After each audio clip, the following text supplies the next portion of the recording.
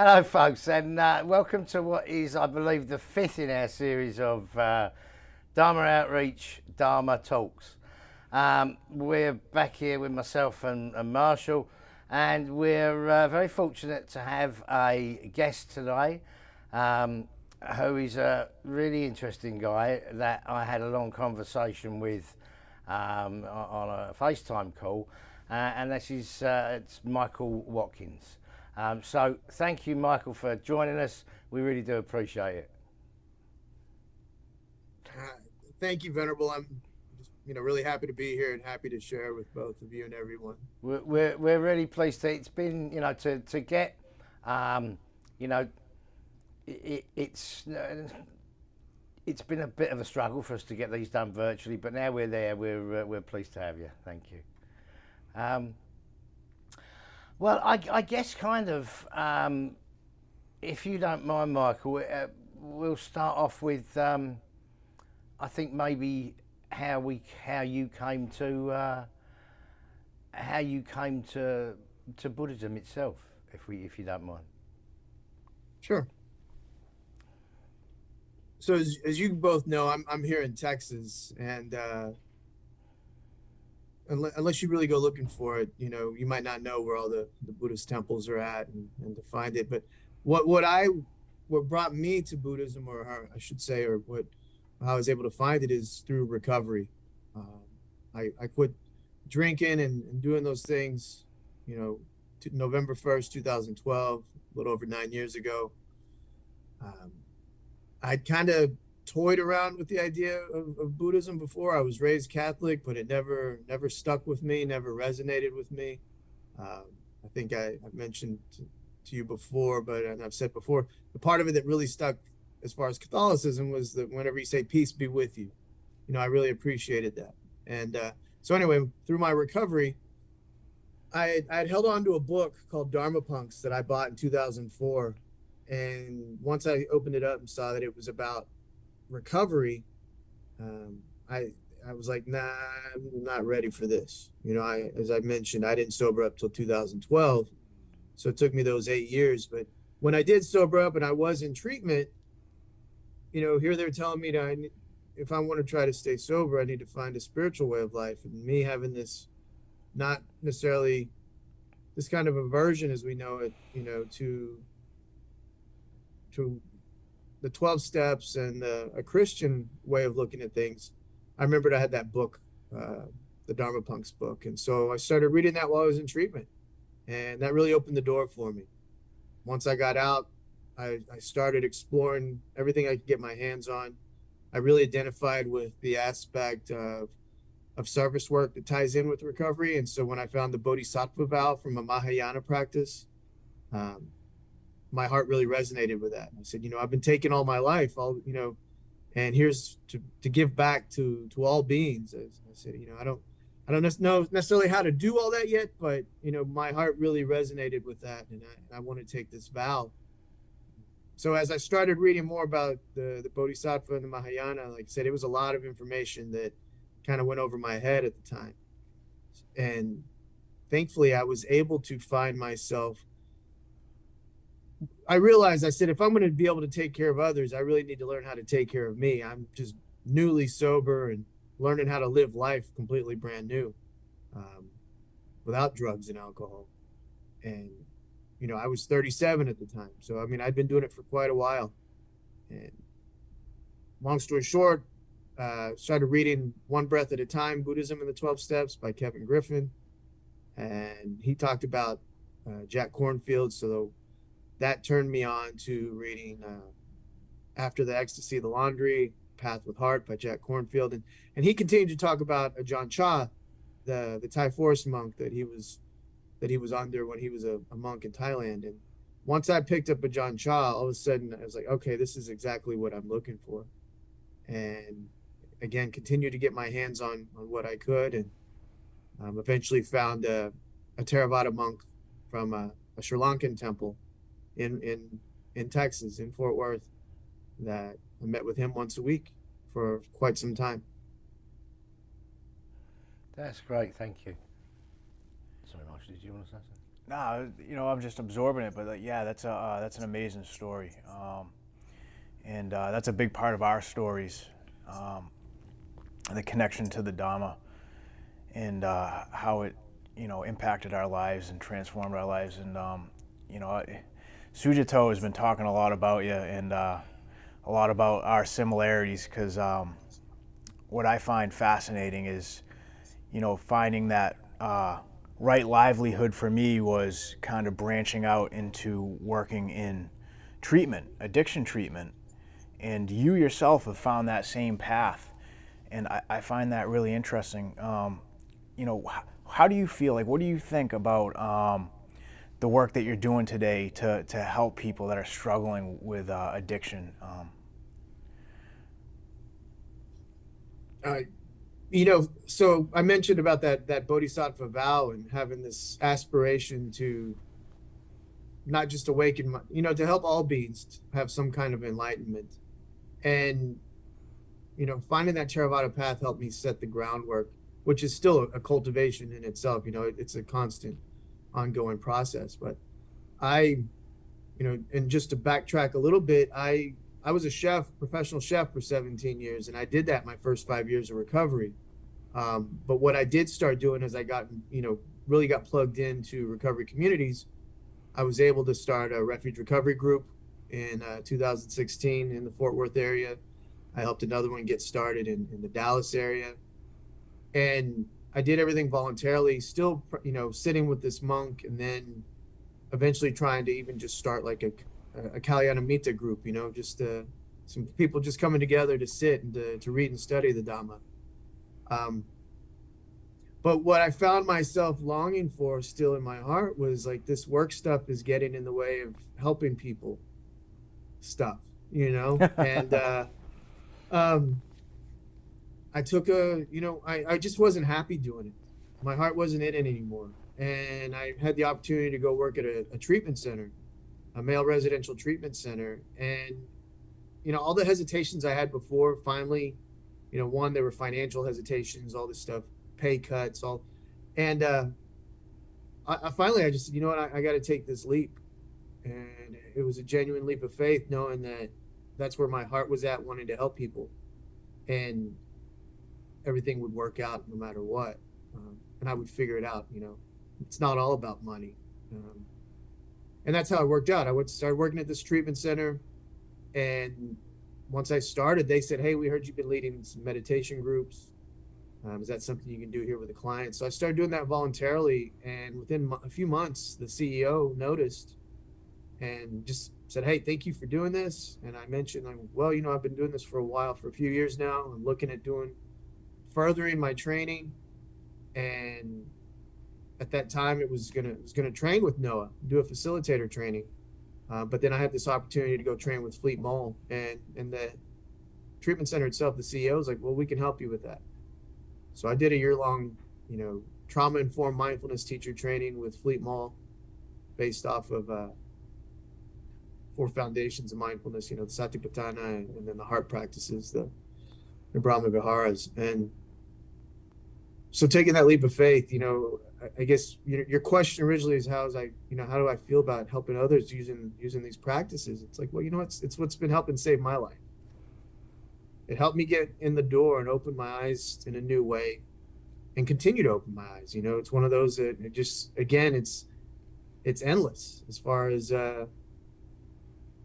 just continuing to what I can learn and what I can share, and really trying to open up my heart to all, everyone that we encounter. So, I worked at this treatment center as a mindfulness coordinator for about 3.5 years. And then now I went to work for a nonprofit that, like I mentioned, is, we're certified as a behavioral health outpatient service, but this agency's been around 75 years, and I'm a part of this overdose response team. So where we go out and follow up with these people that have had 911 substance use calls to see how we can help them, to let them know that, hey, there's people that care about you. There's people that want you to live. And, it's worked for me because I work as a peer specialist, and I share my story and try to meet them where they're at. They're not ready. We give them Narcan, give them my card, and say, you know what, even if you just need somebody to talk to, you can always call me. And then if they want to get into treatment or any of those services, I mean, we're there to help them. And it's not like it's a 1, 2, or 3 time thing where, you know, I've already tried to help you 3 times. It's one that, you know, it could be 6, 7, 8. It's, again, this whole thing. If they call me and say they want help, I'm going to do what I can to help them. I know that's what was done for me. When a lot of people had given up on me, thankfully my family, at least my mom and my oldest daughter were still there, my sister. You know, I didn't have anybody else. But what I know, when I said, hey, I'm ready and I need help, the help was there. And of course, it wasn't like I got to pick and choose how I got help. It was, I took what was available. And I just want to try to help anybody, you know, however I can in that same way. And I think part of my job too, though, being this peer specialist, helps make it an easier transition. Hopefully, you know, that's the goal. So like a warm handoff is kind of how we refer to it. So, Michael, would you say then? I know I don't even know why I'm asking this question because I already know the answer. So, that for you, the practicalities of Buddhist teachings are the main part that really have been a benefit to you. And I guess what I'm trying to get at, as opposed to just the ritual ceremony, the whole cultural thing. No, you know, obviously, yeah, the foundation is a big part of my, you know, my daily practice. And, you know, I've had, well, as I sat with this Sri Lankan monk, that Sri Lankan community welcomed me in as well. So I was, anytime they had, you know, the Buddhist holidays, I was there with them, dressed in white, you know, and learning. You know, he showed me the ins and outs of how to greet a monk, you know, the monastics. I was able to, you know, that was the one thing, being a chef, I knew how to cook. So they didn't go out for alms round like, you know, in the original times, or like they still do in, like, in, you know, these other countries, but people brought them lunch, and, you know, they didn't eat afternoon. So those are things that I was able to do to them. So I kind of started to stray away from it after a while. When I was working at the treatment center, you know, I'd get up in the morning, kind of just have a little aspirations, and then sit and do my meditation, and then go about my day. But, you know, in all honesty, there got a point too where all of a sudden I was like, something's missing again. You know, I don't know what's missing for me. And this is where the 12 steps came in, and, you know, it talks about prayer and meditation. Like, you know, I used to do these morning chants, like the, you know, the metta chant. I used to do these morning kind of devotionals that, you know, I had these Buddhist devotionals that I learned, and I'd gotten away from that. And I really wasn't, like, tending to my own heart too. And, you know, once I was done training with Fleet, that's the other thing, is I ended up finding another teacher who, she's empowered in Theravada, Mahayana, and she's been empowered in some Vajrayana, like Chinese esoteric Vajrayana. And part of her training and part of this idea of the Vajrayana really opened me back up into some new ideas that I thought I didn't really care about before. What I really appreciate about it too is that it honors, you know, it mentions all 3 vehicles. You know, we traditionally hear of, like, Theravada, you know, I remember used to hear it as the Hinayana, and then the Mahayana, and the Vajrayana. And I used to be like, man, how dare they, you know, referring to this as the lesser vehicle. But then finding this practice, they referred to it as the foundational vehicle. And, you know, again, honoring all the 3 vehicles, where in the sense that, you know, like Buddha didn't have a lineage other than Buddha, you know, and to really look at it from that perspective, and the 84,000 Dharma doors, you know, what works for me might not work for someone else, but as long, you know, the Dharma is universal. And that's where it kind of ties in, like, with helping people too. I might, depending on who I'm talking to, I'll share whatever they want to know about my spiritual Buddhist beliefs and practices. And in some of them, it might just be me showing them how to just sit still and focus on their breathing. But yeah, I really, I do appreciate some of the practices now that I've been learning through this Vajrayana practice, but that's for me. And I share it again, like I said, the Monday night group that we have, our little Dharma group, the Radiant Heart Dharma community. I've referred to it as a non-sectarian, but it's still a spiritual group where, right now we're kind of based off the 10 perfections, the paramita, and the spiritual aspects of that. But it's still open to Mahayana and the Vajrayana. So, does that answer your question? Yeah, it answers it perfectly, actually. Yeah. So so what I'm getting from that is that you find for yourself personally a kind of healthy balance between the two. Between the practical application and the more ceremonial and ritual application. Yeah. Sure. Yeah. Absolutely. I mean, I'm biased because I've had so much pushback from the traditional, certainly Theravada communities. So I'm very, very focused on the practicalities, and I'll take or leave the rest of it, but that's it. So I'm always interested in other people's perspectives. But then I lived it for 8 years in the middle of a forest. So yeah, I'm always interested. So I guess like all of us being people in recovery and in coming to Buddhism, and Buddhism becoming not only a spiritual foundation, but a practice to improve our lives beyond just the stopping of the use of the drugs or the alcohol that had caused problems before, and develop. The thing I have to say about your practice is the searching, that all-encompassing approach that you've taken to enlighten yourself, to improve your practice over time, and not only do that, but share it with others.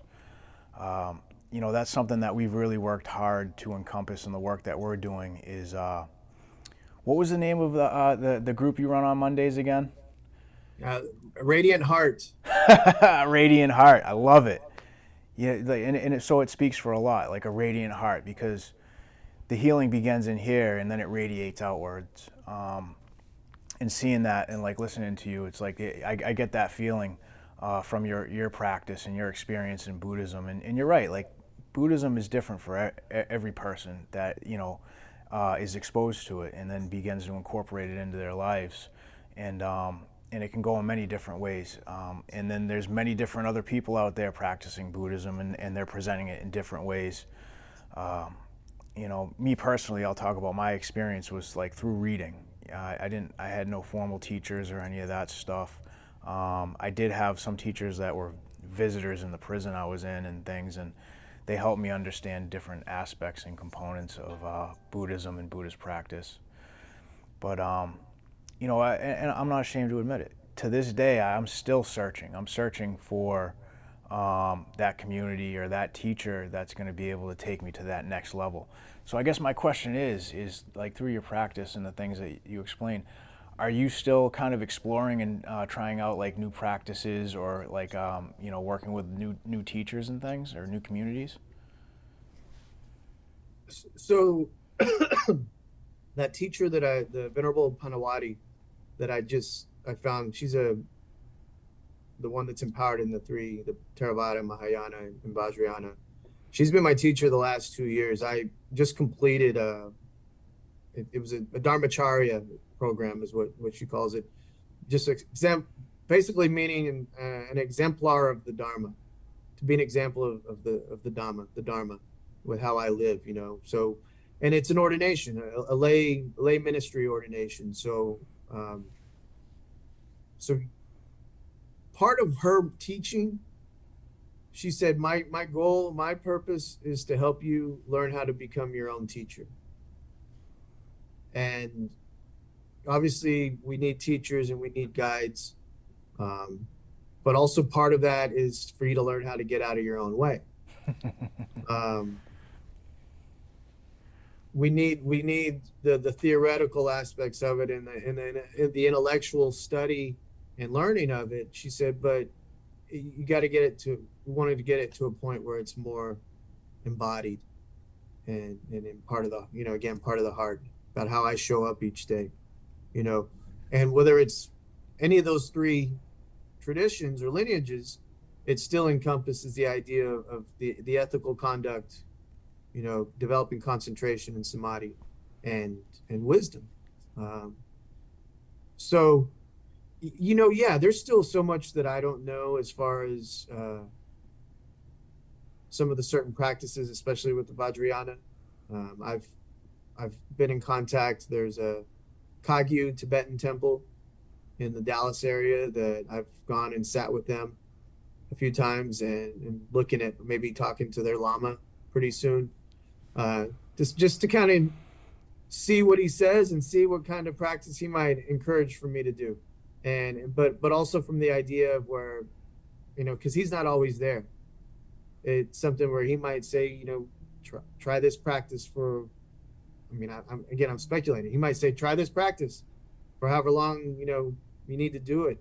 There are these preliminaries, like they want to say like 100,000 chants of the Vajrasattva practice, this 100-syllable mantra and 100,000 prostrations and stuff like that. So, the whole thing is I'm open to the point that if that's what he suggests for me to do, what do I have to lose, really? If I say I don't want to do it, then that just means there's something kind of conflict going on up in here. It has nothing to do with anybody else. And the thing I still, even though I have these practices and finding that balance, like it was mentioned, I still have to do the work, and it still comes down to my part. Nobody else can awaken me, just as I can't awaken anybody else other than just being an example of that conduct. And again, I'm not perfect. I know that for a fact, but progress.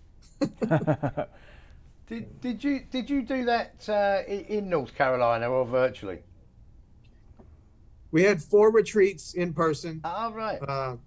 The first one was during the pandemic, so it was virtual. But then the next 3, those were all in person. Yeah, they were. I know her really well. In fact, I had a long conversation with her just last week. She's wonderful, and the whole ethos of the place is wonderful. Yeah.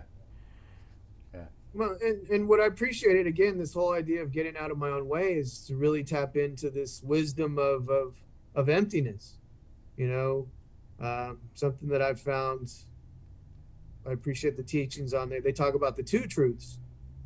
Buddhism has so many lists and numbers and all these things, but I'm like, 2 truths, I'm trying to learn about 4. Now there's 2.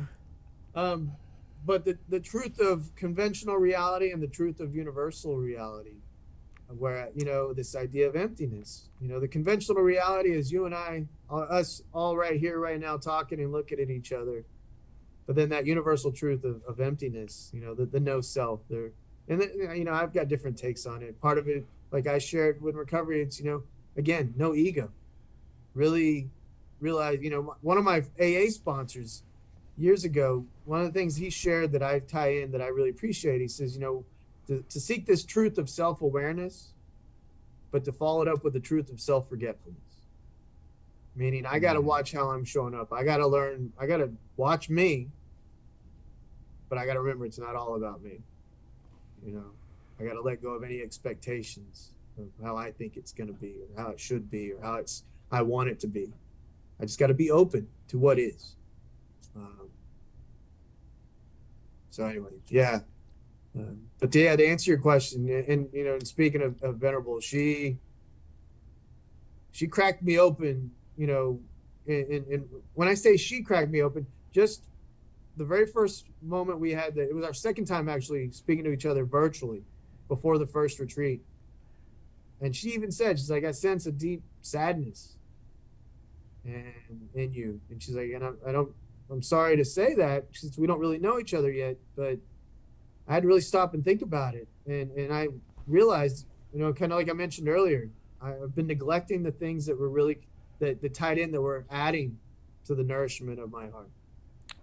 It made sense to me as far as when I was doing this loving kindness chants, when I was offering metta, metta is a byproduct of how I'm showing up. But at the same time, I still, when I first said, I think of my life as a human, and we learn about the preciousness of this human birth that I get to practice with this human birth. I think of my parents, I think of my teachers, then I expanded through my loved ones and out until I get to all beings. But this whole idea of I love you, may you be happy, I keep it that simple. I wasn't doing any of that, and I especially wasn't saying, hey Michael, I love you too. When I got back to that, and that's when I had to stop and think about it. And I said, she's right. Wow, she's right. And I emailed her and I said, thank you so much, and she said, well, I was afraid I might have scared you off. I said, no, this is what that's where the teacher comes in, to point out, to shine a light on where the direction I need, and then it's up to me whether I want to follow that path or go or not. But definitely she helped me learn how to get out of my own way, because insecurities run deep in this one if I'm not careful. You're not alone. You're not alone, my friend. So we're coming towards the end of this. My question is there anything out there for the audience that you'd like to share with them that you think might be beneficial, especially if they're curious about Buddhism or have no experience, or if they might still be in active addiction or something of that nature that you feel that would be beneficial?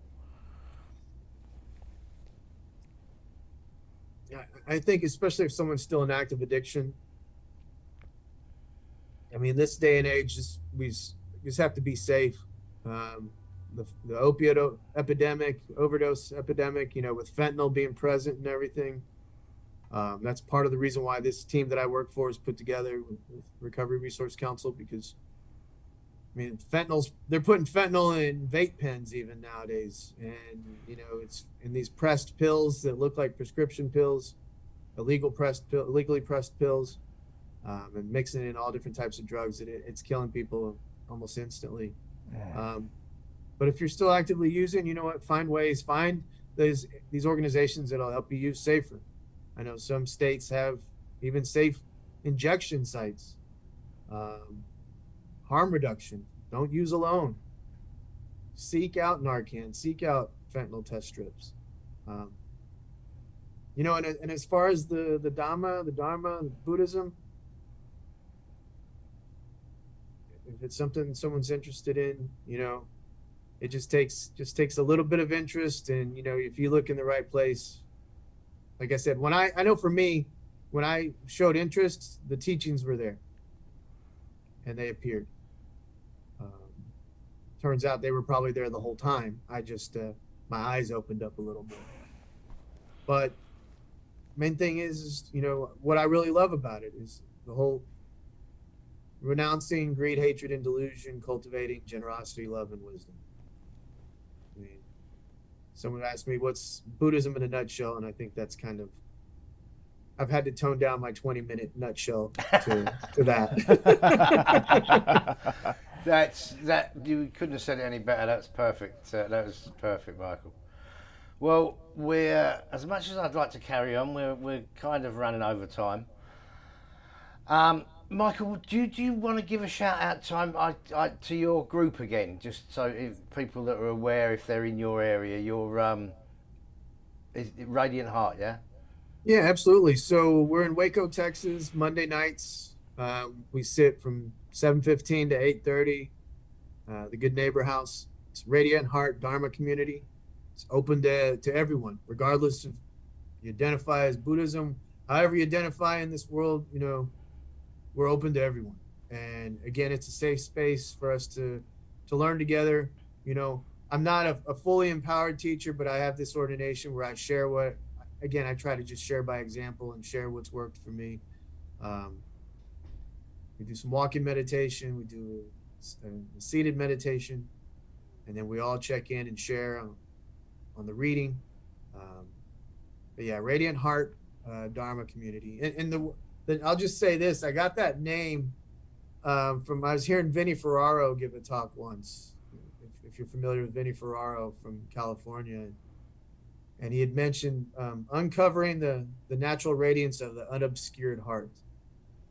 And I was like, that really resonates with me. You know, uncovering the natural radiance of the unobscured heart. And it's like, yeah, okay. And so Radiant Heart Community, Dharma Community, just be a light to help others. That's great, thank you. Michael, thank you so much for agreeing to join us. It's been an absolute pleasure. And we are kind of out of time. So Sure. with that, we'll wrap it up.